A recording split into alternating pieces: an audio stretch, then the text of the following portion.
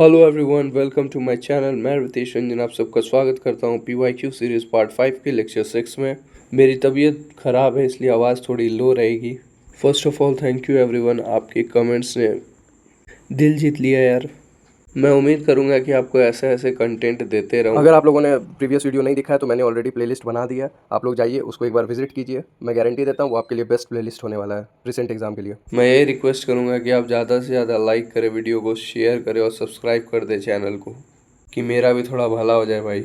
तो पहला क्वेश्चन है, अर्थ के एटमॉस्फेयर का वो कौन सा लेयर है जो हम लोग के लाइफ को प्रोटेक्ट करता है बाय ब्लॉकिंग वो सोलर रेडिएशन को? तो इसका आंसर होगा स्ट्रेटोस्फेयर। आज हम लोग पढ़ने वाले हैं अर्थ के एटमॉस्फेयर के सभी लेयरों के बारे में। पहले हम लोग पढ़ेंगे कि एटमॉस्फेयर का ओरिजिन क्या था। तो ये जो गैसेस का इन्वेलप होता है उसी को हम लोग एटमॉस्फेयर बोलते हैं। अर्थ के इवोल्यूशन के 3 स्टेज होते हैं। पहला है लॉस ऑफ प्राइमोर्डियल एटमॉस्फेयर, दूसरा है डीगैसिंग, तीसरा है मॉडिफिकेशन बाय लिविंग वर्ल्ड। सबसे पहले हम लोग पढ़ने वाले हैं ट्रोपोस्फेयर के बारे में। ट्रोपोस मीन्स होता है रीजन ऑफ मिक्सिंग। सारे वेदर फेनोमेना यही होता है। टेम्परेचर डिक्रीज होता है जब आप ऊपर जाइएगा, तो जिसको कि हम लोग लैप्स रेट बोलते हैं, और ये 6.5 डिग्री कम हो जाता है 1 किलोमीटर में। इसकी थिकनेस पोल्स पे 8 किलोमीटर होती है और इक्वेटर पे 18 किलोमीटर, और अगर एवरेज निकाल दे तो एवरेज 13 किलोमीटर होगा। अब इसको ट्रोपोज मतलब रीजन ऑफ मिक्सिंग इसलिए कहा गया है क्योंकि इसमें कंपोजिशन ऑफ गैसेस है। Nitrogen 78%, oxygen 21%, argon 0.8% and CO2 तो आपका जो है 0.036% है। नेक्स्ट बात करते हैं स्ट्रेटोस्फेयर की। यहाँ पे जेट प्लेन्स उड़ते हैं। यहाँ पे कोई वेदर फेनोमेना नहीं होता है। ओजोन लेयर अप्रॉक्स 35 किलोमीटर है और इस लेयर में टेम्परेचर इंक्रीज होता है हाइट के साथ। आइए हम लोग थोड़ा ओजोन के बारे में बात करते हैं। ओजोन की जो थिकनेस होती है उसको हम लोग मेज़र करते हैं डॉप्सन यूनिट में। 16 सितंबर को हम लोग ओजोन डे मनाते हैं क्योंकि 16 सितंबर 1987 को मॉन्ट्रियल प्रोटोकॉल हुआ था, जिसमें हम लोगों ने बात की थी कि CFC को हम लोग कम यूज़ करेंगे जिससे जो डिप्लेशन ऑफ ओजोन लेयर है वो प्रोटेक्ट हो सके। लेटर ऑन हम लोग क्या किए थे ना, CFC को HFC से चेंज कर दिए थे। नेक्स्ट बात करते हैं मेसोस्फेयर को। इसको कोल्डेस्ट लेयर बोला गया है पूरे एटमॉस्फेयर लेयर में से, और इसी लेयर में जो मेटियोर्स होता है वो बर्न अप हो जाते हैं और वेपराइज हो जाते हैं। नेक्स्ट बात करते हैं थर्मोस्फेयर की। इसको हम लोग आइनोस्फेयर भी बोलते हैं और इसमें क्या होता है ना, रेडियो वेव्स रिफ्लेक्ट हो जाता है। नेक्स्ट है एक्सोस्फेयर, और एक चीज याद रखेंगे, आउटर स्पेस के बाद कैमरल लाइन स्टार्ट हो जाता है। नेक्स्ट क्वेश्चन पे चलते हैं। अभी हम लोग पढ़ने वाले 3 तरह का वॉल्केनो होता है, सील्ड वॉल्केनो, स्ट्रेटो वॉल्केनो और कंपोजिट वॉल्केनो।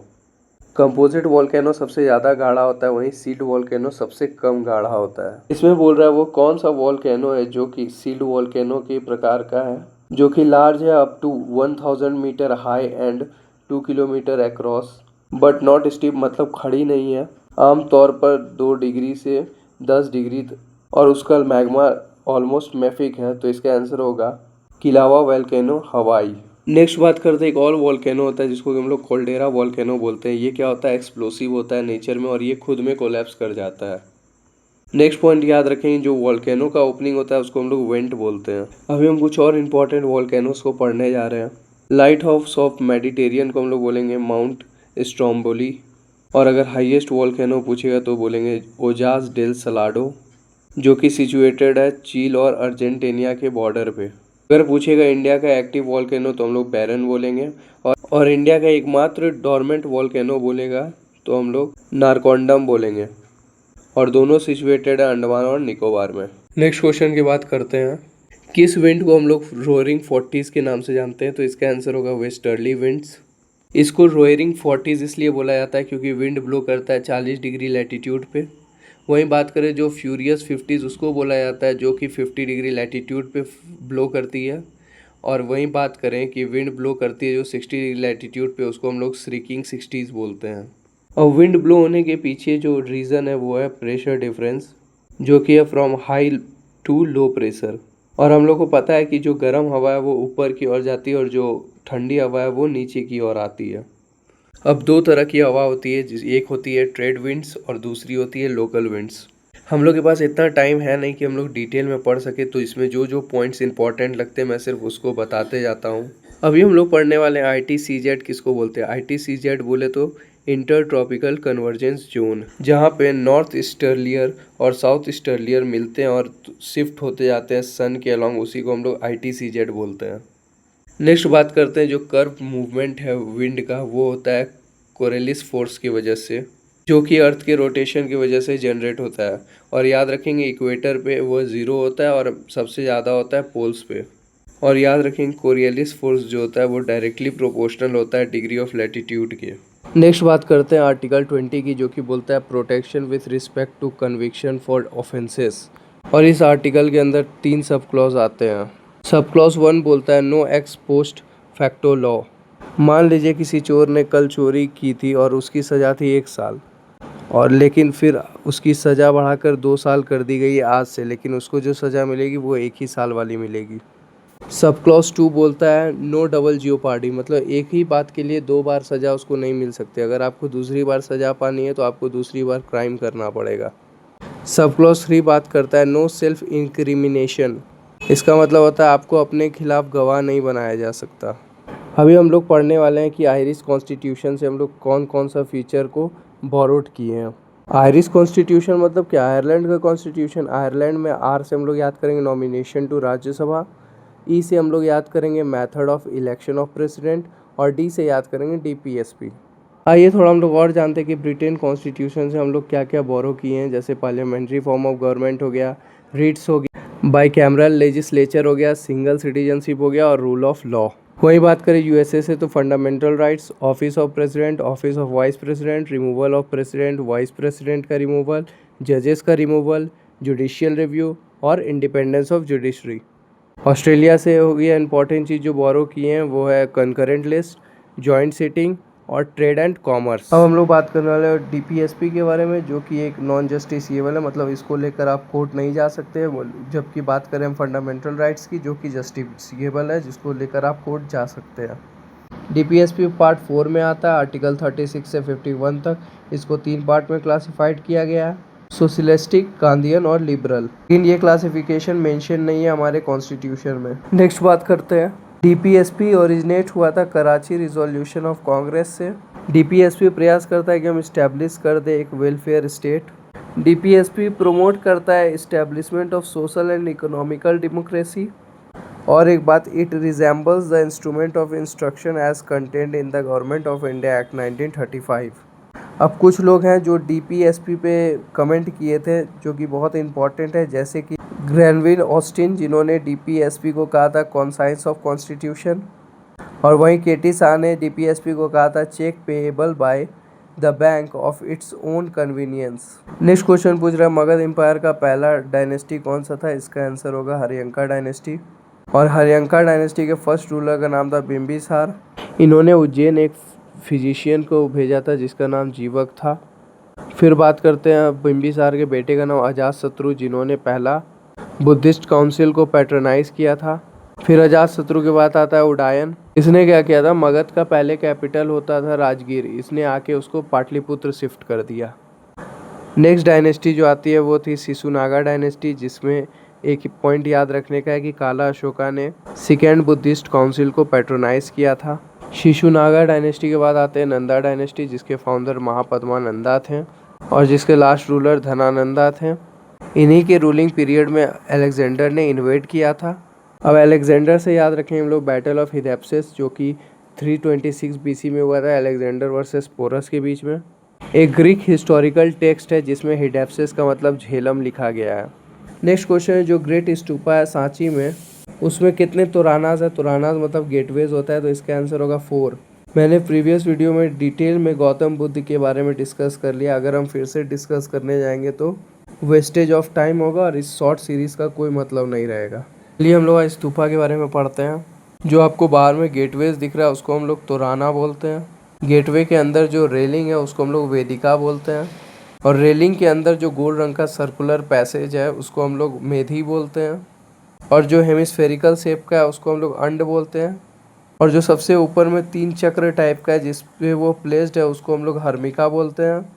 और जो वो 3 चक्र है उसको हम लोग छत्र बोलते हैं। और वो त्रिरत्नास ऑफ बुद्धिज्म दिखाता है। अब बात करें वर्ल्ड लार्जेस्ट स्तूपा की, तो वो बोरबुदुर स्तूपा है जो कि इंडोनेशिया में है।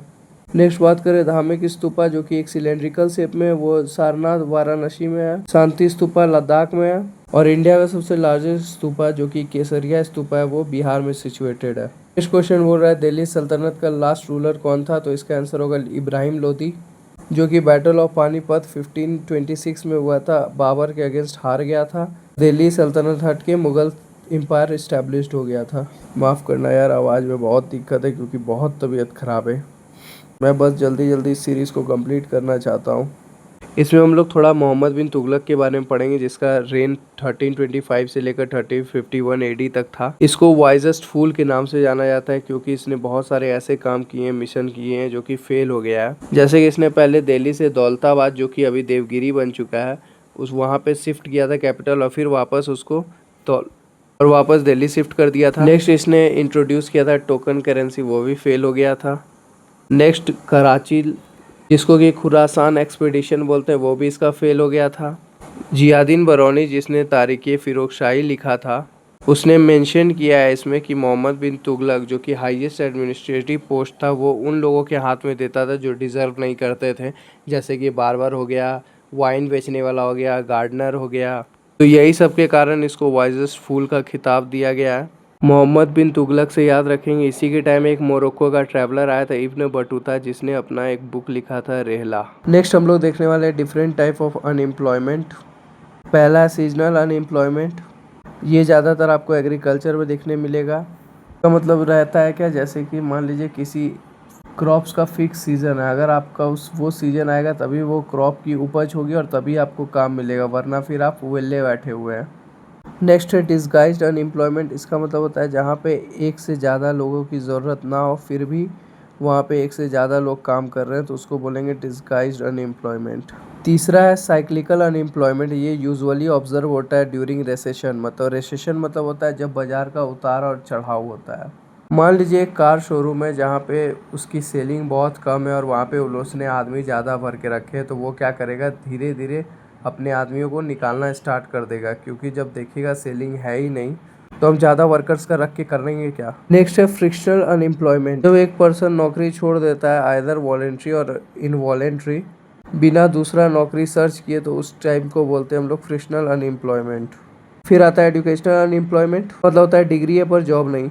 इन्फ्लेशन इनडायरेक्टली प्रोपोर्शनल होता है अनएम्प्लॉयमेंट के। एक फ्लिप्स कर्व होता है जो कि रिलेशन दिखाता है इन्फ्लेशन और अनएम्प्लॉयमेंट के बीच। स्टैगफ्लेशन वैसा सिचुएशन होता है यहाँ पे अनएम्प्लॉयमेंट भी बहुत ज़्यादा होता है और इन्फ्लेशन भी बहुत ज़्यादा होता है, वहाँ पे फिलिप्स कर्व फेल हो जाता है। नेक्स्ट हम लोग कुछ बात करेंगे नेशनल इनकम के बारे में। पहली बार जो अटेम्प्ट लिया था नेशनल इनकम को कैलकुलेट करने का, वो दादा भाई नौरोजी ने लिया था। और ऑफिशियली अगर पूछ देगा कि किसने अटेम्प्ट लिया था, तो वो पीसी महान वॉलिस होगा इसका आंसर। और इन्होंने अपना क्रूशियल रोल निभाया था सेकेंड 5 ईयर प्लान में। इन्हीं के जन्मदिन 29 जून को हम लोग स्टैटिक्स डे बनाते हैं। और सेकेंड 5 ईयर प्लान के तहत हम लोगों ने रैपिड इंडस्ट्रियलाइजेशन पे फोकस किया था। नेक्स्ट हम लोग कुछ पॉइंट्स पढ़ने वाले हैं दादा भाई नौरोजी के बारे में। इनकी सबसे प्रोमिनेंट बुक है वो है poverty and un-British rule of India. इसी बुक में इन्होंने पॉवर्टी लाइन, नेशनल इनकम और ड्रेन थ्योरी का कॉन्सेप्ट दिया था। ये फर्स्ट इंडियन है जो कि ब्रिटिश मेंबर ऑफ पार्लियामेंट थे। इनकी मैगज़ीन का नाम है रास्त गुफ्तार। इनको grand old man of India के नाम से जाना जाता है। ये फाउंडर भी है ईस्ट इंडिया एसोसिएशन के, जो कि 1866 में बना था। और ये 1851 में को फाउंडर भी थे रहनुमाई सभा के। नेक्स्ट बात करते हैं मेटल, नॉन मेटल और मेटलॉइड्स के बारे में। मेटल उसको बोलते हैं जो अपने इलेक्ट्रॉन को दान दे देता है और कैटायन फॉर्म कर लेता है। और नॉन मेटल उसको बोलते हैं जो किसी से इलेक्ट्रॉन ले लेता है और फिर अपने ऊपर एनायन फॉर्म कर देता है। मरकरी एकमात्र मेटल है जो कि लिक्विड फॉर्म में होता है रूम टेम्परेचर पे। वहीं बात करें नॉन मेटल की, तो उसमें ब्रोमाइन आता है। मेटलॉइड उसको बोलते हैं जो कि मेटल और नॉन मेटल दोनों का प्रॉपर्टीज कैरी करता है। अभी हम मेटलॉइड्स के एग्जांपल देख लेते हैं, जैसे कि बोरोन हो गया, सिलिकॉन हो गया, जर्मेनियम हो गया, आर्सेनिक हो गया, एंटीमनी हो गया और टेलुरियम हो गया। क्वेश्चन हम लोग पढ़ने वाले हैं ओडिसी के एक्सपोनेंट्स। जिसके नेम के एंड में महापात्रा आएगा वो ओडिसी से रिलेटेड होंगे, जैसे कि केलुचरण महापात्रा, सुजाता महापात्रा। केलुचरण से एक बात और याद रखें कि वो एक पखवाज के भी एक्सपोनेंट है और पखवाज का यूज ज़्यादातर आपका ओडिसी में होता है। और केलुचरण महापात्रा को जो पद्म विभूषण है वो 2000 में मिला था। अब हम लोग ट्रिक से याद करने वाले हैं ओडिसी के एक्सपोनेंट्स को। तो इसकी ट्रिक है, भूटान के प्रधान माधवी से मिलने उड़ीसा आए और यह बात विजय ने संजू और साहू को बता दी। भूटान से याद रखेंगे सगुन भूटानी, प्रधान से याद रखेंगे गंगाधर प्रधान, माधवी से याद रखेंगे माधवी मुदगल, विजय से याद करेंगे विजयनी सतपति, संजू से याद रखेंगे संयुक्ता पनिग्रही और साहू से याद करेंगे सुधाकर साहू। नेक्स्ट क्वेश्चन बात करता है फोक डांसेस की। बिहू, बुरगम्बा, भोरताल, ओजापाली, झूमुर जिसको कि टी कल्टीवेशन ट्राइब बनाती है, देवधानी और करगा। नेक्स्ट बात करते हैं हरियाणा की, तो लूर जिसको गुग्गा कम्युनिटी परफॉर्म करती है, फिर दफ, संग, खोरिया और धमाल। अब बिहार के कुछ फोक डांसेस जैसे सामा चकेवा जिसको कि मिथिला रीजन में मनाया जाता है, विदेशिया, झिझिया, झरनी, जाट जतीन और कजरी। इसके बाद नेक्स्ट क्वेश्चन था, ऐसा कौन सा पर्व है जिसमें हम लोग सूर्य भगवान और उनकी वाइफ जो उषा है उनको डेडिकेट करते हैं और उनका धन्यवाद करते हैं for sustaining life on the earth. तो इसका आंसर होगा छठ पूजा। नेक्स्ट क्वेश्चन की बात करते हैं, हरिपाल का सबसे फेमस बुक कौन सा है? गिवन ऑप्शन में से वो होगा संगीता सुधाकर। कुछ और बुक और उनके ऑथर का नाम जानते हैं, जैसे कि मुद्र राक्षस जिसको विशाख दत्ता ने लिखा था और इसमें मेंशन है कि चंद्रगुप्त मौर्य छोटे क्लैन से बिलोंग करते थे। वहीं बात करते हैं पंचतंत्र जिसको विष्णु कुमार शर्मा ने लिखा था और अष्टध्यायी पन्नी ने लिखा था। और एक मृच कटिका है जो द लिटिल क्ले आर्ट है, उसको सुद्राका ने लिखा था। नेक्स्ट क्वेश्चन बात करते हैं सेक्स रेशियो की। सेक्स रेशियो मीन्स होता है नंबर ऑफ फीमेल्स पर 1000 मेल्स। अकॉर्डिंग टू 2001 सेंसस 933 था और अकॉर्डिंग टू 2011 सेंसस 943 हुआ है। अगर हाईएस्ट पूछा जाएगा तो केरला में 1084 और यूटीज़ में पूछा जाएगा तो पुडुचेरी 1037 और वहीं लोवेस्ट में बात करें दमन एंड दीव 618 और दादर नागर हवेली 775।